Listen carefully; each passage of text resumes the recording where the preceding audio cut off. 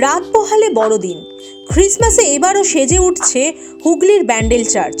তার মধ্যেই পর্যটকদের ভিড় জমল এখানে।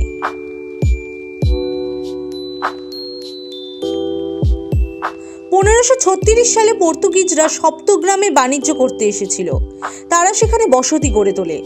গোয়া থেকে অগস্টিন ফাদারদের নিয়ে এসে 1599 সালে ব্যান্ডেলে ছোট গির্জা তৈরি করেন তারা।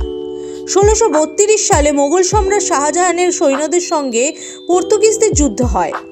ব্যান্ডেল ধ্বংস করে মোগল সেনারা।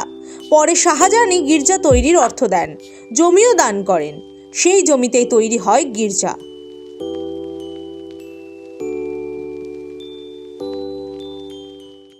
চারশো বছরের পুরনো এই ব্যান্ডেল চার্চ নিয়ে অনেক অলৌকিক ঘটনা রয়েছে।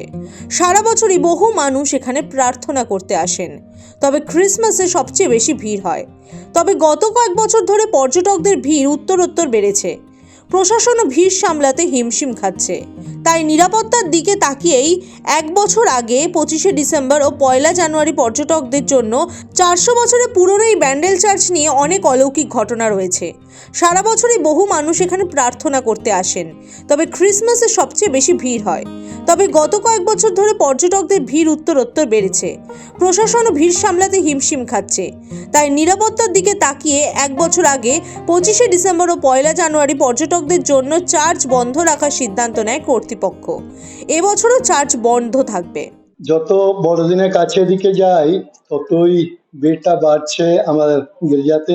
দুঃখের সংবাদ, 25 তারিখ এবং 1 তারিখ আমরা গির্জাটা বন্ধ রাখছি, কেননা ওটা তো এত ভিড় ওটা ম্যানেজ করতে পারছে না বলে কয়েক বছর আগে আমার ডিএম এই অর্ডারটা দিয়েছে বন্ধ করার জন্য। 25 আর 1 তারিখ এই দুদিন দর্শনার্থীদের গির্জাতে আসতে দিচ্ছে না, কিন্তু বাদবাকি সব দিনগুলিতে সকাল 8টা থেকে বিকাল 5টা অবধি সবকিছু খোলা থাকবে। 24শে ডিসেম্বর মধ্যরাতে প্রভু যিশুর জন্ম মুহূর্তে মিডনাইট মাস হবে। তার আগে রাত 10:30 থেকে চলবে বিশেষ প্রার্থনা। Bureau report, the wall.